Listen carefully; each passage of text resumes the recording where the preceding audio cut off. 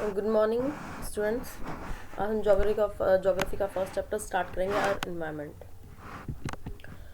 Our environment, हमारा environment या वातावरण क्या होता है? हमारे आसपास जो भी सराउंडिंग, जो भी कंडीशंस हैं जिसमें कोई भी लिविंग ऑर्गेनिज्म रहता है उसको हम या ऑपरेट करता है उसको हम इन्वायरमेंट बोलेंगे। जैसे ह्यूमन या एनिमल्स या फिर पेड़ पौधे, वो सारी चीज़ें क्या है? हमारा इन्वायरमेंट ही है जिसके अंदर ये सारी चीज़ें रहती हैं। तो इस चैप्टर में हम पढ़ेंगे इन्वायरमेंट क्या है, natural environment, human made environment और ह्यूमन के एनवायरनमेंट पे कौन कौन से बुरे प्रभाव पड़े हैं उनको।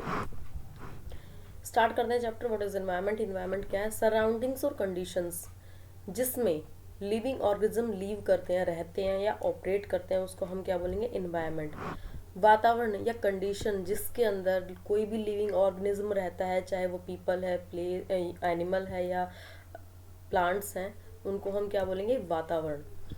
सराउंड, हमारे आसपास जो वातावरण है उसके अंदर people, place, thing, animal and nature, ये सारी चीज़ें पाई जाती हैं। ये सारी चीज़ें इन्वायरमेंट के कंपोनेंट्स होते हैं। People, place, thing, animal and nature, ये सभी चीज़ों को एनवायरमेंट के कंपोनेंट्स बोला जाता है। इन्वायरमेंट सिर्फ कंपोनेंट से रिलेट नहीं करता या सिर्फ उसकी स्टडी कर लेना कंपोनेंट्स की वो इनफ नहीं है, बट इसके साथ साथ ये डील करता है ह्यूमन और इन्वायरमेंट की रिलेशनशिप की, कि उन दोनों के बीच में क्या रिलेशन है। ह्यूमन एंड इन्वायरमेंट के बीच में रिलेशन क्या है, किस तरीके से इन्वायरमेंट से ह्यूमन को फ़ायदा होता है या ह्यूमन से इन्वायरमेंट को कुछ ना कुछ मिलता है या उसका जाता है। तो ये सारी चीज़ें क्या है कि इन दोनों में रिलेशन क्या है ह्यूमन और इन्वायरमेंट में। अब इस चैप्टर में हमें दोनों के रिलेशन के बारे में पढ़ना है और इसके एनवायरनमेंट के कंपोनेंट्स के बारे में पढ़ना है। तो हम स्टार्ट डू यू नो में देखते हैं। द वर्ड इन्वायरमेंट, इन्वायरमेंट जो वर्ड है वो हमें फ्रेंच वर्ड से मिला है एनवायरन से, जिसका मीनिंग क्या है? सराउंड, आसपास का वातावरण। इन्वायरमेंट कॉम्बिनेशन है नेचुरल ह्यूमन मेड इन्वायरमेंट दोनों का। नेचुरल ह्यूमन मेड इन्वायरमेंट दोनों ही हमारे इन्वायरमेंट में पाए जाते हैं, यानी कि जो चीज़ें हमें नेचर से मिली हैं जैसे कि mountain, river, vegetation and animals, ये सारी चीज़ें हमें नेचर से मिली हैं। और उसके साथ साथ ह्यूमन ने industries, road, building, transport network, ये सारी चीज़ें ह्यूमन ने बनाई हैं। तो ये दोनों का मिश्रण हो गया, नेचर से जो हमें मिला है और ह्यूमन ने जो बनाया है, वो दोनों ही हमारे इन्वायरमेंट में पाई जाती हैं। अब देखिए, नेचर से जो चीज़ें मिली हैं उनको टू पार्ट्स में डिवाइड किया गया है, biotic and abiotic. Biotic biotic में जो भी लिविंग थिंग होती हैं वो सारी बायोटिक के अंदर आती हैं। लिविंग इनमें से क्या हो गया? अब इन्हीं में से हम एग्जांपल ले लेते हैं। वेजिटेशंस जो हमारी हैं, जो हमारे पेड़ पौधे हैं, वो सारे लिविंग हैं। एनिमल्स हमारे सभी लिविंग हैं, तो वो सारे किसमें आएंगे? बायोटिक एटमोसफेयर में, बायोटिक एनवायरनमेंट में। नेक्स्ट हमारा एबायोटिक कंपोनेंट। एबायोटिक में नॉन लिविंग थिंग्स आती हैं, जितनी भी नॉन लिविंग थिंग है वो सारी एबायोटिक में आएंगी। अगर हम इन्हीं में से दोनों में से एग्जांपल लें तो माउंटेन एंड रिवर, ये दोनों ही नॉन लिविंग है, तो ये कंपोनेंट्स एबायोटिक में आएंगे। इसलिए नेचुरल एनवायरनमेंट को टू पार्ट्स में डिवाइड किया गया, biotic and abiotic. Human made environment के अंदर जो ह्यूमन ने चीज़ें बनाई हैं, road, building, transport network etcetera. Natural and human made environment दोनों ही टाइम टू टाइम चेंज होते रहते हैं, अपने साथ एक दूसरे के साथ इंटरेक्ट करते हैं और चेंज हो जाते हैं। जैसे कि अगर ट्रांसपोर्ट सिस्टम की आप बात करें, ह्यूमन ने जब तक ट्रांसपोर्ट सिस्टम नहीं बनाया था तो हमारा जो इन्वायरमेंट था वो पॉल्यूशन फ्री था। लेकिन जब ट्रांसपोर्ट नेटवर्क बन गया, बहुत ज़्यादा वाइडली फैल गया, तो उसके बाद हमारे इन्वायरमेंट में बहुत सारे चेंजेस आई हैं। इसके अंदर पॉल्यूशन बहुत ज़्यादा इंक्रीज हो गया। तो ये बहुत अच्छा एग्जाम्पल है। अब देखिए, कंपोनेंट्स ऑफ इन्वायरमेंट को हम अच्छे से पढ़ेंगे। कंपोनेंट्स इन्वायरमेंट की बात करें तो इनको टू पार्ट्स में डिवाइड किया गया है, natural and human made. Components environment को टू पार्ट्स में डिवाइड किया गया है, नेचुरल एंड ह्यूमन मेड। अब हम पहले नेचुरल को पढ़ लेते हैं। नेचुरल के अंदर क्या क्या आएगा? नेचुरल के अंदर सबसे पहले आप देखिए लिथोस्फेयर, जो हमारी लैंड है जिसके ऊपर बिल्डिंग, इंडस्ट्रीज बनाई जाती हैं, वो सारी लिथोस्फेयर में आएंगी। नेक्स्ट हमारा एटमोसफेयर, हमारा एयर जो बाहर है एटमोसफेयर, उसके बारे में हम पढ़ेंगे। नेक्स्ट हमारा हाइड्रोस्फेयर, हाइड्रोस्फेयर मीन्स वाटर, जहाँ पे वाटर है, उसके बारे में हम पढ़ेंगे। Next living things, biosphere, biosphere के अंदर सारी लिविंग थिंग्स आती हैं। अब हम ह्यूमन मेड को देख लेते हैं। ह्यूमन मेड जो ह्यूमन ने बनाई गई है, जैसे building, parks, bridge, road, monuments, कोई भी है, कोई भी इंडस्ट्री है, वो सारी ह्यूमन ने बनाई है, तो ये ह्यूमन मेड के अंदर आ जाएंगे। तो आपको इससे क्लियर होगा कंपोनेंट्स ऑफ एनवायरनमेंट टू हैं आपके, natural and human made. Natural के अंदर नेचर से मिली हुई सारी चीज़ें आती हैं, एंड ह्यूमन मेड के अंदर ह्यूमन ने बनाई हुई सारी चीज़ें इसके अंदर आती हैं। अब हम सबसे पहले स्टार्ट करते हैं नेचुरल एनवायरनमेंट से कि नेचुरल एनवायरनमेंट क्या होता है। नेचुरल एनवायरनमेंट के अंदर दोनों चीज़ें हमने पढ़ा कि दोनों चीज़ें होती हैं, biotic as well as abiotic, यानी कि living thing as well as non living thing. ये सारी चीज़ें हमारे नेचुरल एनवायरनमेंट में आती हैं। जैसा कि आप पहले पढ़ चुके हो कि हमारी अर्थ के डोमेन्स हैं, lithosphere, atmosphere, hydrosphere and biosphere. ये सारे हमारी अर्थ के डोमेन है, यानी कि ये चीज़ें हमारी अर्थ पे पाई जाती हैं। तो टाइप्स ऑफ नेचुरल एनवायरनमेंट में सबसे पहले हम पढ़ेंगे लिथोस्फेयर। एक बार हम इस डायग्राम से देख लेते हैं domain of the earth. Lithosphere हमारी क्या, लैंड, जहाँ पे आपकी बिल्डिंग बनी हुई है, घर बने हुए हैं, या ट्रांसपोर्ट सिस्टम जहाँ पे चल रहा है, वो हमारा लिथोस्फेयर का पार्ट है। नेक्स्ट हम हाइड्रोस्फेयर देख लेते हैं। हाइड्रोस्फेयर क्या है, जहाँ पे आपका वाटर से रिलेटेड पार्ट है, जितने वाटर के अंदर जो भी चीज़ें हैं जहाँ पे वाटर, वो सारा हमारा हाइड्रोस्फेयर में आएगा। नेक्स्ट देखिए आप एटमॉस्फेयर। एटमॉस्फेयर बिल्कुल हवा में, एयर, वो हमारा एटमॉस्फेयर का पार्ट है। बायोस्फेयर में आप देखिए तीनों चीज़ें आ रही हैं, आपका एयर भी आ रहा है एंड वाटर भी आ रहा है एंड लैंड भी आ रही है। तो ये सारे हमारे लिविंग थिंग्स बायोस्फेयर में पाए जाते हैं। बायोस्फेयर में एटमॉस्फेयर, हाइड्रोस्फेयर एंड लिथोस्फेयर तीनों ही मिलती हैं, उसको हम क्या बोलेंगे, बायोस्फेयर। और लास्ट हमारा है इकोसिस्टम। इकोसिस्टम के बारे में हम पढ़ेंगे। अब सबसे पहले हम फर्स्ट टाइप के स्टार्ट हो जाते हैं। लिथोस्फेयर हमारी फर्स्ट टाइप। लिथोस्फेयर क्या है, हमारी अर्थ का आउटर मोस्ट लेयर है, जिसको हम लिथोस्फेयर बोलते हैं। ये हमारी आउटर मोस्ट लेयर है अर्थ की, जिसको हम लिथोस्फेयर बोलते हैं। इसके ऊपर बहुत पतली सी लेयर ये बनी हुई है, जो कि सॉइल से बनी हुई है। ठीक है। अब आप देखें लिथोस्फेयर के अंदर हमें सारी चीज़ें मिलती हैं। जितने भी हमारे रॉक्स हैं, बड़े बड़े पत्थर हैं, वो सारे लिथोस्फेयर में होंगे। जो भी हमारे मिनरल्स हैं वो सभी इस लिथोस्फेयर में होंगे। इसके अलावा ये जो लेयर है, ये सॉइल लेयर जो है, ये इक्वली नहीं है हर जगह, कहीं पे कम है तो कहीं पे ज़्यादा है। जैसे अगर हम लैंडफॉर्म्स की बात करें, माउंटेन्स में लेयर बहुत ज़्यादा है, प्लेट्यू में उससे कम है, वैलीज में डिफरेंट है, प्लेन्स में डिफरेंट है। तो ये लिथोस्फेयर के अलग अलग पार्ट्स हैं। लिथोस्फेयर जो है, इसके अंदर सारे, एकमात्र ऐसी लेयर जिसके अंदर सभी एनिमल्स रह सकते हैं, यानी कि इसमें ग्रासलैंड्स पाए जाते हैं, जिसमें जो हमारे लैंड एनिमल्स हैं वो इजीली ग्रेजिंग कर सकते हैं। एग्रीकल्चर लैंड भी हमें लिथोस्फेयर पे ही मिलती है। मिनरल्स एंड फॉरेस्ट भी हमें लिथोस्फेयर में ही मिलते हैं। इसके साथ साथ सबसे मेन थिंग अगर आप बात करें तो ह्यूमन को रहने के लिए जो जगह मिलती है वो भी लिथोस्फेयर में ही मिलती है, यानी कि अपना हम जो घर बनाते हैं वो भी अर्थ के फर्स्ट लेयर, सबसे आउटर मोस्ट लेयर के ऊपर ही बनाते हैं। अब एक और बात जो बहुत मेन है इसके अंदर, इसको में आपको नज़र आ रहा होगा सोर्स ऑफ मिनरल वेल्थ, क्योंकि हमें जितने भी मिनरल्स मिलते हैं वो भी हमें लिथोस्फेयर से ही मिलते हैं। जैसे पेट्रोलियम, कोल, ये सारी चीज़ें भी हमें लिथोस्फेयर से मिलते हैं। गोल्ड माइनिंग जो होती है वो भी लिथोस्फेयर से ही होती है। तो लिथोस्फेयर हमारे लिए बहुत ज़्यादा इंपॉर्टेंट है। देखिए अब एक बार हम सम एज अ समरी इसको कर लेते हैं। लिथोस्फेयर के अंदर सारे रॉक्स एंड मिनरल्स पाए जाते हैं, जो कि बहुत इंपॉर्टेंट होते हैं। इसके ऊपर एक पतली सी थिन लेयर होती है, जो कि इरेगुलर होती है, हर जगह अलग अलग फॉर्म्स होती हैं इसकी। जैसे माउंटेन है, प्लेट्यू, वैली, सब में अलग अलग पाई जाएगी। माउंटेन्स बहुत बड़े होते हैं, प्लेट्यू से छोटे होते हैं, वैलीज अलग टाइप की होती हैं, प्लेन्स बिल्कुल प्लेन होता है। तो इसकी जो सॉइल फॉर्म है, कहीं पे पतली तो कहीं पे थोड़ी सी मोटी पाई जाती है। लिथोस्फेयर एकमात्र ऐसी स्फेयर है जिसके अंदर हमें ग्रासलैंड्स, टासलैंड्स, agriculture land, mineral and forest पाए जाते हैं। साथ साथ यहाँ पे इजीली ह्यूमन रहते हैं। नेक्स्ट हम बात करते हैं हाइड्रोस्फेयर की। हाइड्रोस्फेयर कौन से एलिमेंट्स होते हैं? हाइड्रोस्फेयर के अंदर वो एलिमेंट होते हैं जिनके अंदर वाटर होता है।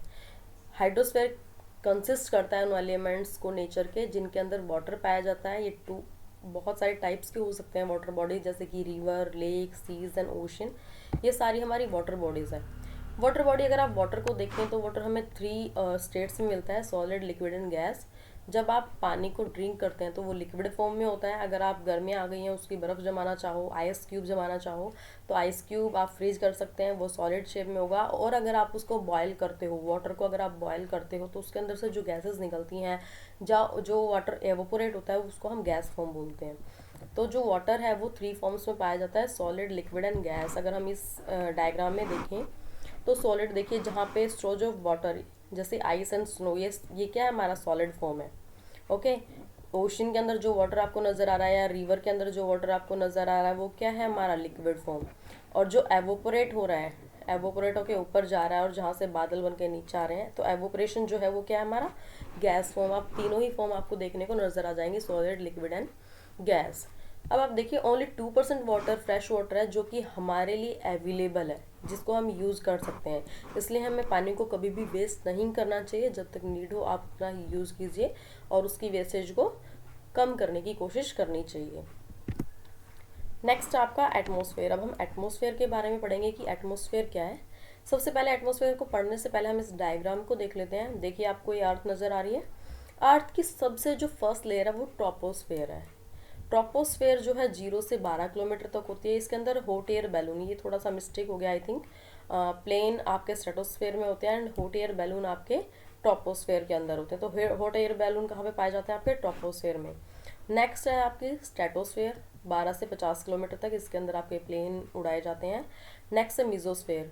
मीजोस्फेयर 50 से 80 किलोमीटर तक होती है। इसके अंदर कॉमेट्स, जिनको आपने पढ़ा होगा, कॉमेट्स होते हैं, वो आपके मीजोस्फेयर में ही मिलते हैं। नेक्स्ट हमारी थर्मोस्फेयर 80 से 700 किलोमीटर तक पाई जाती है। थर्मोस्फेयर बहुत ज़्यादा हीट होती है यहाँ पे, और इसकी हीट, इसका जो अगर हम टेम्परेचर की बात करें तो 500 डिग्री सेल्सियस से भी ज़्यादा इसका टेम्परेचर पाया जा सकता है। एंड लास्ट हमारी लेयर होती है एग्जोस्फेयर, जो 700 से 10,000 किलोमीटर तक होती है या उससे ज़्यादा भी हो सकती है।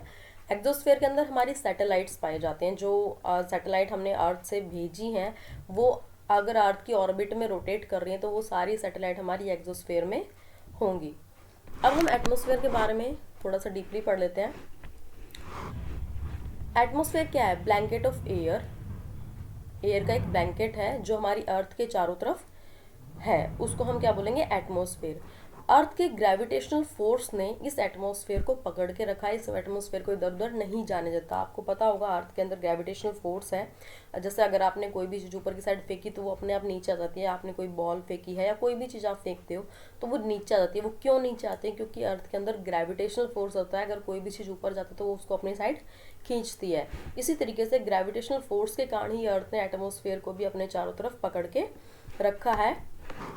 एटमॉस्फेयर हमें प्रोटेक्ट करती है। जो सन से रेज आती हैं, रेडिएशंस आती हैं, हार्मफुल रेडिएशन जो आते हैं, जिनको हम यूवी रेज बोलते हैं, उससे भी एटमॉस्फेयर हमारी प्रोटेक्ट करते हैं। इसके अंदर बहुत सारे मिक्सचर होते हैं, जैसे कि गैसेस का, डस्ट पार्टिकल, वाटर वेपर, ये सारी चीज़ें हमारे एटमॉस्फेयर के अंदर पाई जाती हैं। कोई भी चेंज अगर एटमॉस्फेयर के अंदर होता है तो वो वेदर एंड क्लाइमेट, जो अर्थ के ऊपर होते हैं वेदर और क्लाइमेट, उनके कारण ही हमारे एटमॉस्फेयर के अंदर भी चेंजेस हो जाते हैं। Atmosphere that our planet has life on it and bearable living condition to sustain it. Atmosphere जो होता है, ये सारी चीज़ जो होती हैं, क्योंकि ये इसलिए की जाती हैं ताकि हमारी जो लिविंग कंडीशन यहाँ पे है वो बियरेबल हो, आसानी से लाइफ जी जा सके। इसलिए हमारे एटमॉस्फेयर के अंदर कुछ चेंजेस आते रहते हैं वेदर एंड क्लाइमेट्स में। And there are 5 main layer of atmosphere जिनके बारे में हम पढ़ चुके हैं: troposphere, stratosphere, mesosphere, thermosphere and exosphere. अब हम नेक्स्ट पढ़ते हैं बायोस्फेयर के बारे में। बायोस्फेयर के बारे में अगर हम बात करें तो बायोस्फेयर के अंदर हमने पढ़ा था कि बायोस्फेयर के अंदर लिथोस्फेयर, हाइड्रोस्फेयर एंड एटमॉस्फेयर तीनों ही मिलते हैं आपस में, तीनों आपस में इंटरेक्ट करते हैं, तो उसको हम क्या बोलेंगे? बायोस्फेयर। बायोस्फेयर हमें ग्रीक वर्ड बायो से मिला है जिसका मतलब होता है लाइफ, एंड लैटिन में इस वर्ड स्फेयर का मतलब होता है टोटल रेंज, कंप्लीट रेंज। यानी कि अगर हम बायोस्फेयर को कंसिस्ट करें, यानी बायोस्फेयर के अंदर हम देखें तो प्लांट एंड एनिमल किंगडम, यानी कि सारे हर टाइप के प्लांट एंड हर टाइप के एनिमल्स का किंगडम इसमें पाया जाता है। या हम बायोस्फेयर को लिविंग वर्ल्ड भी बोल सकते हैं, जिसके अंदर सारी लिविंग थिंग्स रहती हैं, उनको हम बायोस्फेयर बोलते हैं। नेक्स्ट है हमारा इकोसिस्टम। हम जानते हैं कि प्लांट, एनिमल्स और ह्यूमन बीइंग ये सारे एक दूसरे पर डिपेंड करते हैं फूड के लिए। ह्यूमन को प्लांट से चाहिए, एनिमल भी प्लांट से फूड लेते हैं, प्लांट्स को पानी चाहिए तो ह्यूमन उनको पानी देते हैं। तो सारे इंटरडिपेंड करते हैं एक दूसरे के ऊपर। उनके बीच का रिलेशन, लिविंग ऑर्गेनिज्म यानी कि प्लांट, एनिमल, ह्यूमन, उनके बीच का रिलेशन या उनके बीच में जो भी रिलेशन है वो, साथ साथ रिलेशन बिटवीन ऑर्गेनिज्म यानी कि जो लिविंग ऑर्गेनिज्म जैसे प्लांट, एनिमल, ह्यूमन बीइंग, उनका और उनके आसपास सराउंडिंग जो है उसको हम क्या बोलेंगे? Ecosystem. The relation between living organism यानी कि लिविंग ऑर्गेनिज्म का आपस में relation, plant, animal, human being का आपस में रिलेशन, और उसके साथ साथ उन तीनों का आपस में और उनके वातावरण से जो रिलेशन होता है उसको हम क्या बोलेंगे? इकोसिस्टम। जैसे कि अगर हम एक स्मॉल पॉन्ड लें तो स्मॉल पॉन्ड एक इकोसिस्टम का ही एग्जाम्पल है, जहाँ पे बहुत सारे अलग अलग टाइप के स्पीशीज़ पाए जाते हैं, जैसे फिश है, फ्रॉग है, एल्गी है, या वाटर प्लांट हैं, या लोटस वगैरह है, ये सारी चीज़ें इकट्ठे साथ में रहती हैं। तो इसको हम क्या बोलेंगे, इकोसिस्टम का एक example. Ecosystem is complex. Ecosystem क्या है, कॉम्प्लेक्स है, जिसके अंदर बहुत सारी चीज़ें इंटरेक्ट करती हैं आपस में। बहुत सारी स्पीशीज़, बहुत सारे एनिमल्स आप बोल सकते हैं, बहुत सारे प्लांट्स आपस में इंटरेक्ट करते हैं, उनको हम क्या बोलेंगे, इकोसिस्टम। अब इन्होंने जैसे एक पॉन्ड का एग्जांपल दिया, आप इस पॉन्ड में देखिए, यहाँ पे लोटस भी है, फ्रॉग भी है, फिश भी है, स्वान है, प्लांट्स हैं, इसके अंदर भी प्लांट्स होंगे, तो ये सारे आपस में एक दूसरे से इंटरेक्ट करते हैं। स्वान वगैरह जो है ये सारे प्लांट्स को खाते होंगे, फ्रॉग को खाते होंगे, या फ्रॉग इसके अंदर जो और छोटी मोटी स्पीशीज हैं उनको खाते हैं, या वो किसी और को खाते होंगे, या वो प्लांट को खाते होंगे। तो ये सारे के सारे जो लिविंग थिंग्स हैं ये सारे आपस में इंटरेक्ट कर रहे हैं, और साथ में अपने सराउंडिंग से इंटरेक्ट कर रहे हैं, आप उस पानी में रह रहे हैं, तो उसको हम क्या बोलेंगे, इकोसिस्टम। अगर इसका हम बड़ा एग्जांपल है तो ओशन को आप ले सकते हो। ओशन में बहुत सारी स्पीशीज़ पाई जाती हैं, बहुत सारी फिशेज़ होती हैं, बहुत सारे और एनिमल्स भी पाए जाते हैं, वो सारे आपस में एक दूसरे से इंटरेक्ट करते हैं और उसी वातावरण में, उसी सराउंड में रहते हैं, तो उसको हम क्या बोलेंगे, इकोसिस्टम। नेक्स्ट हम बात करते हैं ह्यूमन मेड इन्वायरमेंट की। ह्यूमन बींग्स जो है वो भी इन्वायरमेंट का एक पार्ट है, और इसमें पूरे में फैले हुए हैं। वो पूरी तरीके से अपने सराउंडिंग के ऊपर डिपेंड करते हैं बहुत लंबे समय से। स्टार्टिंग में जो ह्यूमन थे वो चीज़ों को इकट्ठा करते थे, इसलिए गैदर्ड रिसोर्सेज, वो सारी रिसोर्स को अपने इकट्ठी करते थे। आज वो इन्वायरमेंट के ऊपर डिपेंड है अपने फूड के लिए, अपने शेल्टर के लिए, और वो उसको अडेप्ट कर लेते हैं इन्वायरमेंट को। जैसे जैसे चेंजिंग होता है टाइम, जैसे जैसे टाइम चेंज होता है, अपने फूड को अपने एनवायरनमेंट से वो ले लेते हैं, या वहाँ अपने अलग अलग टाइप के शेल्टर्स ढूंढ लेते हैं। समय के साथ साथ उन्होंने रिलेशन बना लिया है, ह्यूमंस ने रिलेशन बना लिया है इन्वायरमेंट से, और उनका जो रिलेशन है वो बहुत ज़्यादा कॉम्प्लेक्स हो गया है, क्योंकि पहले इन्वायरमेंट के अकॉर्डिंग ह्यूमन अपने आप को ढाल लेता था, लेकिन अब वो अपने इन्वायरमेंट को चेंज करने पे लगा हुआ है। जैसे उसको चाहिए वो ऐसे अपने इन्वायरमेंट को चेंज करने की कोशिश करता है। बहुत सारे लोग बढ़ गए हैं, बहुत सारी जो पॉपुलेशन है वो बहुत ज़्यादा इंक्रीज़ हो गई है, और इंक्रीज़ होने के कारण यूज़ ऑफ कल्टीवेशन जो है वो भी बहुत ज़्यादा बढ़ गया है। पहले हमें कम खाने की ज़रूरत होती थी, लेकिन जैसे जैसे पॉपुलेशन इंक्रीज़ हुई है, लैंड भी बहुत ज़्यादा यूज़ की जाने लगी है, क्योंकि वहाँ पे क्रॉप्स बहुत ज़्यादा चाहिए, क्रॉप्स की कल्टीवेशन बहुत ज़्यादा हो रही है, और उसके साथ साथ लोगों की नीड भी बहुत ज़्यादा बढ़ रही है। वो जितना उनको मिल रहा है उससे ज़्यादा उनको चाहिए, इसलिए वो अपने इन्वायरमेंट को चेंज करते रहते हैं। जैसे हम एक एग्जांपल ले लेते हैं, क्योंकि पॉपुलेशन बहुत ज़्यादा बढ़ गई तो उनको रहने के लिए स्पेस चाहिए, इसलिए वो फॉरेस्ट को काटते जा रहे हैं, ट्रीज़ को काटते जा रहे हैं, और वहाँ पे एक खाली लैंड बना रहे हैं घर बनाने के लिए, या अपनी क्रॉप्स कल्टीवेट करने के लिए भी उनको स्पेस चाहिए, इसलिए वो इन्वायरमेंट को चेंज करने की कोशिश करते हैं। बहुत सारे फॉरेस्ट काटे जा रहे हैं, क्योंकि उनको अपनी डिमांडें कंप्लीट करनी है, फायरवुड के लिए, कंस्ट्रक्शन के लिए, फर्नीचर के लिए, और अलग अलग इंडस्ट्री बनाने के लिए भी ह्यूमन इन फॉरेस्ट की कटिंग कर रहे हैं। और इसके कारण जो फॉरेस्ट है वो कम्प्लीटली ख़त्म होते जा रहे हैं। वाइल्ड एनिमल्स के जो घर हैं, वाइल्ड एनिमल के घर क्या है, फॉरेस्ट, क्योंकि वो जंगलों में ही रहते हैं, इसलिए वाइल्ड एनिमल के घर भी ख़त्म हो रहे हैं। उनको खाने के लिए मारा भी जा रहा है, उनकी स्किन भी, एनिमल्स की स्किन जो है उसके लिए भी उन लोगों को मार दिया जाता है, और कुछ लोग एनिमल्स को सिर्फ मज़े के लिए भी मार देते हैं, और हंटिंग करते हैं, सिर्फ फैशनेबल स्पॉट दिखाने के लिए हंटिंग भी की जाती है। क्योंकि फॉरेस्ट बहुत ज़्यादा ख़त्म हो रहे हैं और वाइल्ड लाइफ जो है उनको भी बहुत ज़्यादा नुकसान हुआ है, तो ह्यूमन बीइंग और एनवायरनमेंट जो है वो दोनों ही बहुत ज़्यादा डिस्टर्ब हो गए हैं। ह्यूमन बीइंग के कारण एनवायरनमेंट हमारा बिल्कुल डिस्टर्ब हो गया है, क्योंकि इन्होंने फॉरेस्ट को ख़त्म कर दिया, वाइल्ड लाइफ को ख़त्म कर दिया है। अगर ह्यूमन बीइंग्स ऐसा ही करते गए और इन रिसोर्सेज को ख़त्म करते गए तो फ्यूचर के लिए बहुत ज़्यादा नुकसानदेह हो सकता है। अगर हम इस पूरे की समरी जानें तो ह्यूमन के कारण, जो कि सबसे पहले एनवायरनमेंट के ऊपर पूरी तरीके से डिपेंड था, और टाइम के साथ साथ उसने अपने आप को ढालना शुरू कर दिया, और साथ साथ इन्वायरमेंट को चेंज करना भी शुरू कर दिया। पहले जहाँ उसको नीड होती थी तो वो अपने आप को इन्वायरमेंट के अकॉर्डिंग ढाल लेता था, कि जैसे अगर उसको कुछ खाना चाहिए या वेदर चेंज हुआ है तो वो अपने स्पेस को, फॉरेस्ट में जहाँ भी रहता था वो गुफाओं में चला जाता था। लेकिन अगर आज उसको नीड है तो वो अपने अकॉर्डिंग फॉरेस्ट को कट कर रहा है, ट्रीज़ को कट कर रहा है, और उसके अकॉर्डिंग अपने घर बना रहा है। इससे क्या हो रहा है, वो इन्वायरमेंट को चेंज करने की कोशिश कर रहा है, और इन्वायरमेंट को चेंज करने से क्या हो रहा है, सारी चीज़ें इन फ्यूचर के लिए हमें बहुत हार्मफुल हो सकती हैं, क्योंकि उसने अपने मज़े के लिए वाइल्ड लाइफ को ख़त्म कर दिया है, अपने फूड के लिए एनिमल्स को किल कर दिया है, स्किन के लिए एनिमल को किल कर दिया, या अपने सिर्फ इंजॉय के लिए एनिमल्स को मार दिया जाता है।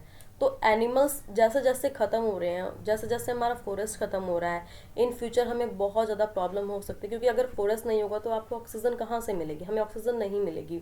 साथ साथ हमारा जो एनवायरनमेंट है उसके अंदर बारिश किसके कारण होती है, सिर्फ फॉरेस्ट के कारण होती है। सॉइल इरोजन बहुत ज़्यादा हो जाएगा अगर फॉरेस्ट नहीं होंगे, एनिमल्स नहीं होंगे, तो हमारी जो फूड चेन है वो बिल्कुल डिस्ट्रैक्ट हो जाएगी, बिल्कुल ख़राब हो जाएगी। इसलिए ह्यूमन मेड की ये चीज़ें बहुत ज़्यादा गलत रही हैं, उसने डेवलपमेंट के चक्कर में हमारे एनवायरनमेंट को बहुत नुकसान पहुंचाया है। नेक्स्ट आप देखिए क्विक रीजन फर्स्ट की अगर हम बात करें, हमने सारी चीज़ें पढ़ ली हैं। द रॉक की आउटर मोस्ट लेयर हमारी कौन सी है, लिथोस्फेयर, जहाँ पे वाटर, डोमेन ऑफ वाटर, उसको हम क्या बोलते हैं, hydrosphere. What is ecosystem, ecosystem क्या है, relation between living organism as well as relation between the organism and their surrounding, यानी कि रिलेशन लिविंग ऑर्गेनिज्म का आपस में, यानी कि प्लांट्स, एनिमल एंड ह्यूमन का आपस में क्या रिलेशन है, उसके साथ साथ रिलेशन बिटवीन ऑर्गेनिज्म यानी कि लिविंग ऑर्गेनिज्म जो है उनका और सराउंडिंग वातावरण का आपस में क्या रिलेशन है, उसको हम क्या बोलेंगे, इकोसिस्टम। नेक्स्ट हमारा biotic components include water, soil etcetera. Is the statement true and false, yes. Biotic sorry false, क्योंकि बायोटिक के अंदर क्या आता है, लिविंग, लिविंग चीज़ें, बायोस्फीयर, बायो से बायोटिक, बायो से बायोस्फीयर, बायोस्फीयर में क्या होता है, लिविंग थिंग्स आती हैं, जबकि यहाँ पे क्या दे रखा है आपको, वाटर एंड सॉइल, ये दोनों ही नॉन लिविंग है, तो ये स्टेटमेंट क्या होगी, फॉल्स। नेक्स्ट आप देखिए, the dash force of the earth hold the atmosphere around it, कौन से फोर्स ने अर्थ के चारों तरफ एटमोसफेयर को होल्ड करके रखा है, तो वो कौन सा फोर्स है, gravitational force. The word bio means life, bio का मतलब क्या होता है, life. Is statement true and false, तो स्टेटमेंट क्या है आपकी, ट्रू। नेक्स्ट हम बात करते हैं adverse effect of human activities on environment, environment के ऊपर ह्यूमन के कौन कौन से बुरे प्रभाव पड़े हैं उनके बारे में हम बात करेंगे। वेरियस ह्यूमन एक्टिविटी, यानी कि बहुत सारी अलग अलग एक्टिविटीज़ के कारण नेचुरल रिसोर्सेज बिल्कुल ख़त्म होने की कगार पे हैं। ओवर एक्सप्लोटेशन का मतलब होता है बहुत ज़्यादा यूज़, कि ये यूज़ कर करके उसको ख़त्म कर दिया गया है। नेचुरल रिसोर्सेज का इतना ज़्यादा यूज़ किया गया है कि हमारे एनवायरनमेंट को उससे बहुत ज़्यादा पोल्यूशन बर्दाश्त करना पड़ा है। हमारे एनवायरनमेंट के अंदर बहुत ज़्यादा पोल्यूशन हो गया है। जैसे कि अगर हम एग्जांपल लें तो जो ट्रैवलिंग के लिए आप यूज़ करते हो, गाड़ी है, बाइक है, ये सारी चीज़ें हम नॉर्मली हमारे एनवायरनमेंट के अंदर इतनी ज़्यादा यूज़ होने लगी हैं जिससे कि हमारा पेट्रोल भी ख़त्म होने की कगार पे, और साथ साथ हमारे एनवायरनमेंट के अंदर बहुत ज़्यादा पोल्यूशन बढ़ गया है। ह्यूमन एक्टिविटीज़ के बहुत एडवर्सली इफेक्ट पड़े हैं हमारे एनवायरनमेंट के ऊपर। अब हम कुछ उनमें से कुछ इफेक्ट्स के बारे में बात करेंगे। फर्स्ट है हमारा इंडस्ट्रीज से निकलने वाला जो हार्मफुल वेस्ट है वो वाटर बॉडीज़ के अंदर डाल दिया गया है, जिसके कारण वाटर के अंदर रहने वाले प्लांट्स एंड एनिमल्स अब सर्वाइव नहीं कर पा रहे हैं। इक्वेटिक प्लांट्स एंड एनिमल्स अब सर्वाइव नहीं कर पा रहे हैं, उनको प्रॉपर वाटर के अंदर ऑक्सीजन नहीं मिल पा रहा है और जिससे उनकी डेथ हो रही है। नेक्स्ट अगर हम बात करें तो हमने केमिकल फर्टिलाइजर्स का इतना ज़्यादा यूज़ करना स्टार्ट कर दिया, इंसान ने इतना ज़्यादा यूज़ करना स्टार्ट कर दिया जिससे सॉइल एसिडिफिकेशन हो गया है, और उसके साथ साथ सॉइल के जो नेचुरल न्यूट्रिशंस उसके अंदर थे वो सारे भी ख़त्म होते जा रहे हैं, वहाँ पे क्रॉप्स ग्रो नहीं की जा सकती। नेक्स्ट हमारा deforestation leads to soil erosion and loss of soil fertility. Deforestation यानी कि फॉरेस्ट का बहुत ज़्यादा कटना, पेड़ पौधों का बहुत ज़्यादा कटने के कारण सॉइल इरोजन बहुत ज़्यादा हुआ है और हमारी सॉइल फर्टिलिटी भी ख़त्म हो गई है, क्योंकि जो इसकी ट्रीज़ की जो जड़ें होती हैं वो सॉइल को पकड़ के रखती हैं, उसकी फर्टिलिटी को पकड़ के रखती हैं, और अगर बहुत ज़्यादा बारिश हो रही है तो उसको ऊपर से इरोज नहीं होने देती या मिट्टी का कटाव नहीं होने देती है, जिसके कारण सॉइल फर्टिलिटी बनी रहती है। जबकि बहुत ज़्यादा पेड़ पौधे काट दिए गए हैं, फॉरेस्ट को काट दिया गया है, जिसके कारण सॉइल इरोजन बहुत ज़्यादा बढ़ गया और फर्टिलिटी भी कम हो गई। डिफोरेस्टेशन के कारण ही हमारी रेनफॉल भी बहुत ज़्यादा कम हो रही है, और इसके साथ साथ क्योंकि पेड़ पौधे काट दिए गए, पूरे फॉरेस्ट को कंप्लीट काट दिया गया, तो वाइल्ड एनिमल्स के घर भी अब नहीं रहे, और घर ना रहने के कारण वाइल्ड एनिमल भी अब लुप्त हो गए हैं, बहुत सारे वाइल्ड एनिमल्स लुप्त हो गए हैं। नेक्स्ट हमारा है सिर्फ ह्यूमन एक्टिविटीज़ के कारण ही फ्लड यानी कि बाढ़, ड्रॉट, सूखा एंड लैंडस्लाइड, भूस्खलन की स्थितियाँ पैदा हो गई हैं। अगर आप देखें, अगर हम एग्जांपल ले लेते हैं, अगर आप पहाड़ी एरिया में कहीं भी जा रहे हैं, हिमाचल जाओ, तो वहाँ से अगर रोड की कटिंग हो रही है, आसपास आपको भूस्खलन बहुत देखने को मिल जाए कि पहाड़ का कटाव हो रहा है, ऊपर से लैंडस्लाइड हो गई है, पत्थर गिर गए। क्यों? क्योंकि साइड में ह्यूमन ने बहुत सारे रोड बना दिए हैं जिसके कारण उनका स्पेस कम हो गया है, इसलिए ऊपर से मिट्टी गिरती है। ये सारी चीज़ें किसके कारण हुई? सिर्फ ह्यूमन एक्टिविटीज़ के कारण, क्योंकि इंडस्ट्रीज भी किसने बनाई है? ह्यूमन ने। और जिसके कारण उसका वेस्ट पानी में डाल रहे हैं, वो भी ह्यूमन डाल रहा है। केमिकल फर्टिलाइजर कौन यूज़ कर रहे हैं? ह्यूमंस यूज़ कर रहे हैं। डिफोरेस्टेशन किसने किया है? ह्यूमन ने यूज़ किया है, जिसके कारण soil erosion, soil fertility, low amount of rainfall या एक्सटेंशन ऑफ वाइल्ड एनिमल्स हुआ है। और बहुत सारी एक्टिविटीज़ के कारण फ्लड, ड्रोट एंड लैंडस्लाइड जैसे इफेक्ट्स भी हमारे एनवायरनमेंट में देखने को मिल जाते हैं। इस चैप्टर की नेक्स्ट वीडियो में आपको बैक साइज मिल जाएगी प्रॉपर। तब तक आप इस चैप्टर को रीड आउट कीजिए एंड पीडीएफ को अच्छे से स्टडी कीजिए। Thank you.